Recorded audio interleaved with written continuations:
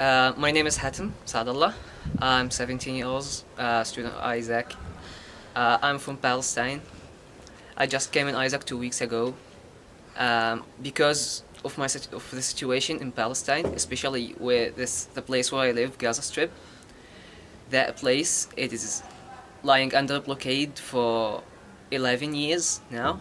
No one can leave the strip without getting permits from the Israeli forces. So I want to first talk about my experience there. When I got accepted to Isaac, I wanted to leave the strip. I knew that it would be so hard for me to go out, but I decided to take the risk and come here.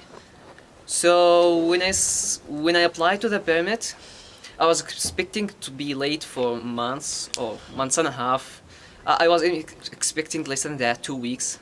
But then days started going and going until it became about 2 months and a half. And then I had another problems to come here. So people in Gaza, the problem that I'm talking about the problem of traveling in Gaza is not the only problem there. People in Gaza usually suffer from many things. Probably not things I suffered from because I was kinda lucky because I lived in a supportive environment and some educated people, but many people in Gaza do not have education, do suffer from the lack of water, suffer from the lack of electricity. Like for people who I used to live with, there's some additional supplies to get electricity, but there are people who cannot get any energy or electricity to do anything. It just got 2 hours a day to get the electricity. I want to share an experience of people I lived with. We had like a land and we had neighbors and they had children. I was in my 6th grade and they were in their 6th grade, so we were in the same grade. Then 2 years ago, they dropped out of school and they started working at the farmers with their father. And their father got sick and their situation got really bad.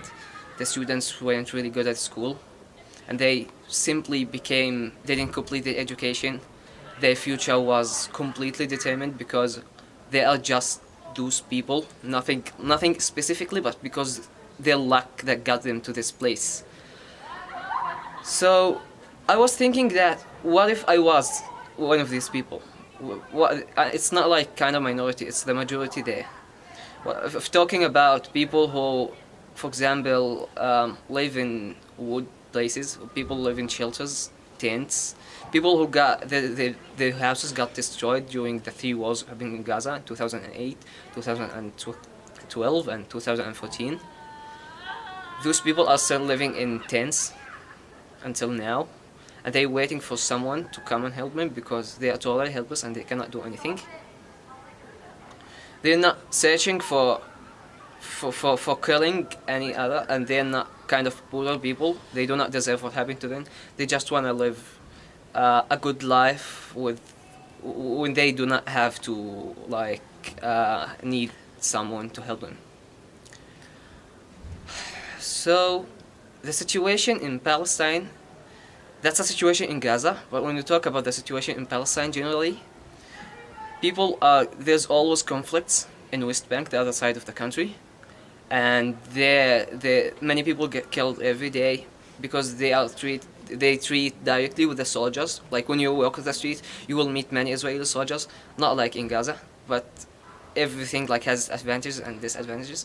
So a week ago, Donald Trump, the American president, decided to move the US Embassy to Jerusalem and announced that the whole Jerusalem is officially for the Jews.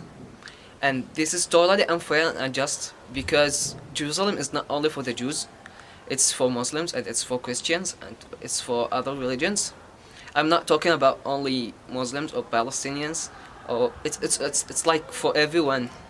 So the choice of deciding to move it and give it only for the Jews is considered totally unfair. And we can see now what happened after he decided to do that. More than 2,000 Palestinians got injured, and I think more than 10 got killed in the last days. Every day there are demonstration, protests everywhere in the world, not just in Palestine or the Arab countries. Even that happened in countries like Brazil, France, everywhere people are protesting against that decision that he made. Uh, I've never been to Jerusalem. I've been once to Jerusalem, but I'm not related to Jerusalem to talk about that. But I think if someone just got outside of this picture and just took a look at it and say that, oh, this is someone from another continent, more than 10,000 kilometers away, decided to give this piece of land to these people, regardless how other people would feel or how we will decide. I see that it's totally unfair. It's not good. Mm.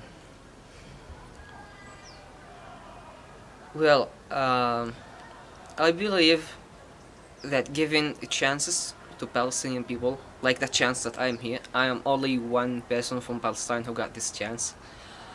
But if more than like one or two or three or five, like many people, many Palestinians got that opportunity to get a proper education, we will not just make problems and kill people.